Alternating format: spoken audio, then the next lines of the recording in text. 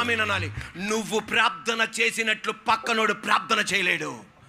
నువ్వు నీ పిల్లల కోసం ప్రార్థన చేసినట్టు పక్కనోళ్ళు ప్రార్థన చేయలేరు. మీరు మీ సంఘం కొరకు ప్రార్థన చేసినట్టు పక్కనోళ్ళు ప్రార్థన చేయలేరు. ఎందుకంటే నువ్వు బాస్తో మాట్లాడాలి.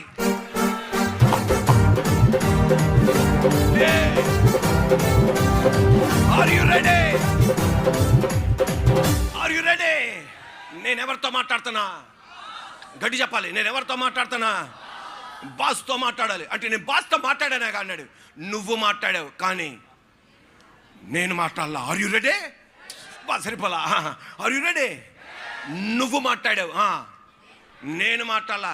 నేను మాట్లాడాను కదా ఆ బాస్తో, చచ్చిపోతామని చెప్తే నువ్వు మాట్లాడావు. నేను బాస్తో మాట్లాడాలి. అయితే మాట్లాడా నేను వెళ్తానా అన్నాడు. మా చర్చిలో నేను ఆఫీసులో కూర్చున్నా. ఆ టైంలో ఎవరితో మాట్లాడినాం కానీ వీడు ఎలాగ లోనికి వచ్చాడు.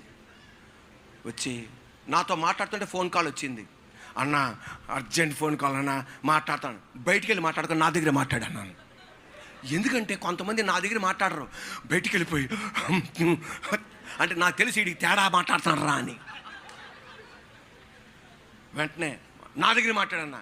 ఫోన్ ఎత్తాడండి. ఫోన్ ఎత్తి హలో అన్నాడు. హలో అంటే ఎదరోడు ఆయన కూడా ఏమన్నాడు తెలుసా? హలో అన్నాడు. అనగానే మా చర్చి కుర్రోడు అన్నాడు, సార్ ఎవరు సార్ అన్నారు. నేను బ్యాంక్ క్లర్క్ అని అన్నాడు. ఏంటిది? Bank clerk. వెంటనే మా చర్చి కుర్రోడు అన్నాడు, ఏంటి సార్ అన్నాడు. ఏంటి సార్ అంటారు ఏంటండి అన్నాడు. ఎవరో?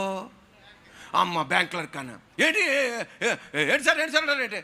12 సంవత్సరాలు అయింది లోన్ తీసుకొని, కట్లా జప్తీ చేయబోతున్నాం, బిల్డింగ్ వేలం పాడైపోతున్నాం అంటే మా చర్చి కుర్రోడు అన్నాడు, సార్ మీరు ఎవరు సార్ అన్నాడు. బ్యాంక్ క్లర్క్ అండి అన్నాడు. 12 సంవత్సరానికి ఒక్క పైసా కూడా కట్టలేదు, వీళ్ళు జప్తీ చేయబోతున్నాం అన్నాడు. జప్తీ నోటు చేయబోతున్నాం, వీళ్ళు వేలం పాడైపోతున్నాం అన్నాడు. మా చర్చి కుర్రాడు, సార్ మీరు ఎవరు సార్ అన్నాడు. మాట్లాడితే ఎవరు సార్ అంటావు ఏటాయా, నేను బ్యాంక్ క్లర్క్ నేను అన్నాడు. కాదు సార్ ఏం చేస్తారు సార్ అని. ఏం చేస్తావు ఏంటంటావా, 2 వారాల్లో మీది ఏలం పాట అయిపోతున్నావా, అందువల్ల రెడీగా ఉన్నానంటే ఇప్పుడు రెడీగా ఉన్నాడు చప్పలు కొట్టడానికి.